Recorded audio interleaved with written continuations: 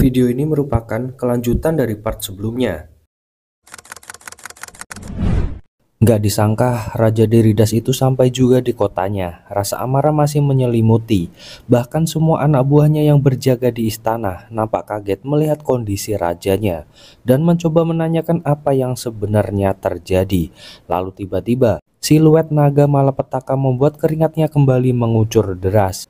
Meski menganggap jika membangkitkan kembali sang naga adalah hal mustahil, namun tiba-tiba dia teringat tentang Sain, sang pemulih yang kekuatannya udah di luar Nurul, yang berada di pihak kerajaan. Ditambah kemungkinan ada ras iblis yang bisa mengendalikan naga itu. Dia teringat akan Lude, si pengguna ras lain, dan menanyakan di mana keberadaannya. Ajudan memberi laporan jika dia pergi ke Serenza karena suatu urusan.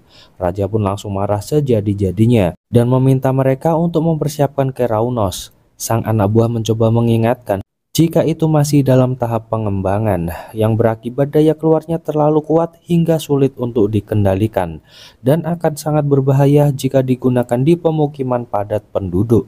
Sang raja nggak mau tahu, pokoknya harus dikeluarkan. Satu tembakan aja udah cukup baginya untuk menjatuhkan sang naga. Senjata itu pun segera diarahkan pada target utama. Dengan sombong, sang raja yakin jika kali ini naga itu akan habis nggak tersisa. Tetapi nyatanya, "Oi, あれを準備しろ。ケラウノスだ。やれ、一発でいいのだ。強角40度。魔力追尾を付与。"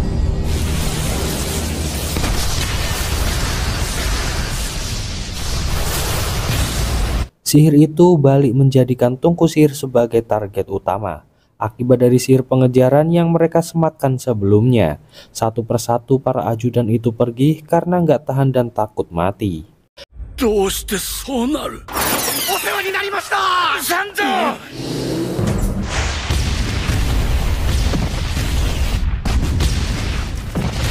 Pindah sebelum kejadian tembakan senjata, pasukan kerajaan nampak nggak bisa mendeteksi keberadaan Raja Deridas. Nur yang maba udara untungnya segera sadar dan berhasil menangkis senjata berbahaya tersebut. Tapi karena nggak bisa sihir terbang, dia pun harus rela menabrakkan diri ke sebuah bangunan.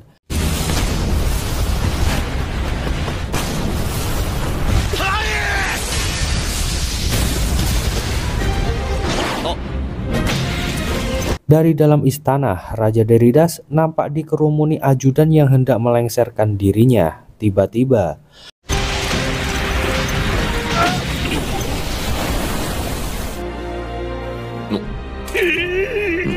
para ajudan mengira jika Nur adalah prajurit bayaran yang berusaha melindungi raja.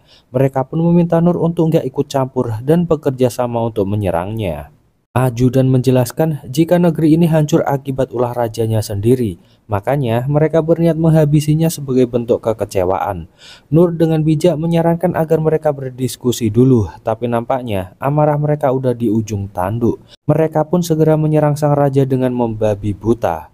Nur coba menggali informasi lagi tentang apa yang sebenarnya terjadi, tapi ajudan tetap aja menyerang lagi. Mereka ketakutan karena negeri ini sedang diserang dan berharap jika menyerahkan sang raja semua akan kembali baik-baik saja.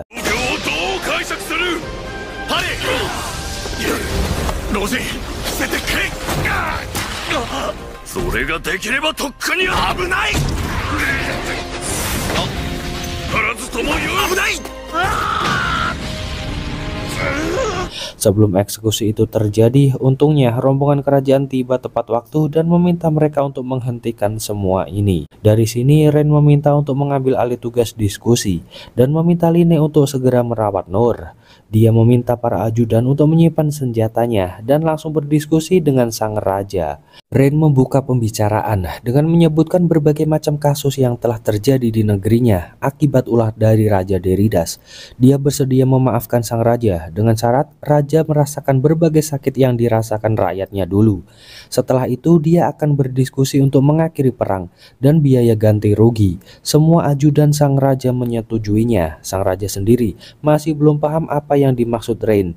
Satu persatu kudus yang dibawa Ren itu pun menjelaskan keahlian dan tugas masing-masing, hingga membuat sang raja ketakutan dan ngompol lagi.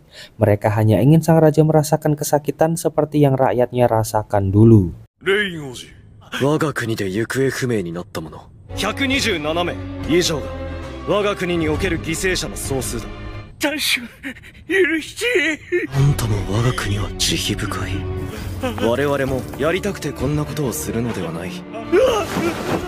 Nur berhasil disembuhkan. Dia melihat kerusakan yang terjadi di hadapannya, yang rupanya akibat dari cahaya sihir kuat yang berhasil dia tepis tadi.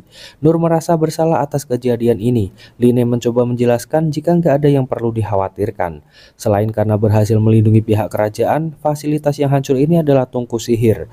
Meski tetap berdampak pada warga sekitar, tapi nggak separah di negeri mereka.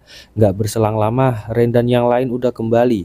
Diskusi telah selesai dan sekarang tinggal penyelesaian pemulihan bersama pasca perang. Nur pun heran kalau bisa selesai lewat diskusi. Kenapa nggak diskusi sejak awal aja? Dia juga menanyakan kondisi sang kaisar. Ren menjelaskan jika sang raja akhirnya memilih turun tahta dan akan diteruskan oleh cucunya.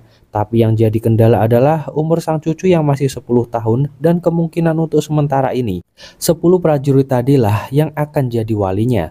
Mereka pun segera menemui Nur dan meminta maaf atas kesalahpahaman tadi. Mereka rela melakukan apapun untuk menebus kesalahannya. Nur nggak mempermasalahkan semua itu dan lebih memilih memaafkan mereka semua. Dia yang berterima kasih karena terselamatkan berkat pendaratan yang mulus di lantai istana. Mereka pun menerima semua ini dan meminta jika Nur membutuhkan bantuan untuk nggak segan-segan menghubungi mereka. Nur juga meminta maaf karena mengakibatkan kota mereka hancur luluh lantah. Tapi mereka kembali menyanggah jika nggak ada korban jiwa maupun korban luka dari kejadian tersebut. Mereka merasa lebih berdosa karena menginvasi kota kerajaan dan mengakibatkan banyak korban jiwa. Sang naga mulai nggak nyaman dan pengen cepat kembali ke sarangnya. Mereka pun saling berpamitan dan untuk urusan selanjutnya akan dibicarakan melalui duta masing-masing. Seperti biasa mereka pun baru berkenalan setelah berbincang-bincang kesini kesana. ノール殿でよろしいか。まあ心からの礼を述べたい。今後我々は貴殿にどんな助力も惜しまない。では失礼する。私は魔導公国10騎衆のランデウスという。Nur yang trauma saat penerbangan awal meminta sang naga untuk terbang lebih rendah aja. Sesampainya di kerajaan, sang raja segera menemui mereka semua dan akan membahas detailnya dengan Ren nanti. Karena ada yang lebih penting, yaitu berterima kasih pada Nur, sang penyelamat. Dia berniat memberi imbalan yang lebih dari sebelum-sebelumnya, tapi Nur terus aja menolaknya.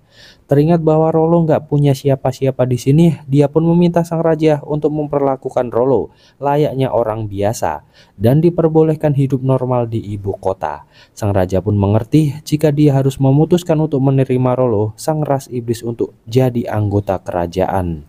Nur pun memperjelas keinginannya satu kali lagi bahwa dia hanya menginginkan mereka menerima Rollo dan lebih memperhatikan rakyat yang terkena dampak aja dibandingkan dengan dirinya yang nggak apa-apa. その前に恩人に礼をせねばならん。そういや、いらないぞ。何？この子を王都で他の住民と同じ子には何度も命を助けてもらった。渡すものがあるなら他のことに使ってくれ。どこに財貨が必要だと言うんだ。ノール先生。 Sang raja mengabulkan permintaan Nur. Rollo diperbolehkan tinggal di wilayah kerajaan. Rollo sendiri merasa jika ini seperti mimpi, karena dulu dia hampir putus asa ketika mengucapkan sebuah doa yang sederhana ini. Dan kini doa itu benar-benar terwujud. Dia bisa tidur nyenyak dan makan makanan enak yang ternyata baru pertama dirasakannya, hingga membuatnya larut dalam rasa haru. もしも少しくらい誰かの役に立てますように。よろしく、ロロ。これからしばらくの間、私は君と一緒に暮らすことになった。どうした？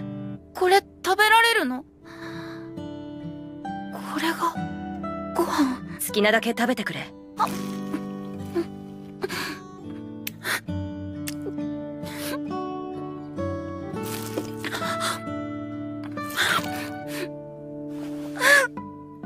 Itu dia Jess rekapan kali ini. Makasih buat yang udah nyempetin nonton dari awal sampai akhir. Kita ketemu lagi di video selanjutnya ya Jess. Adios, pamitos.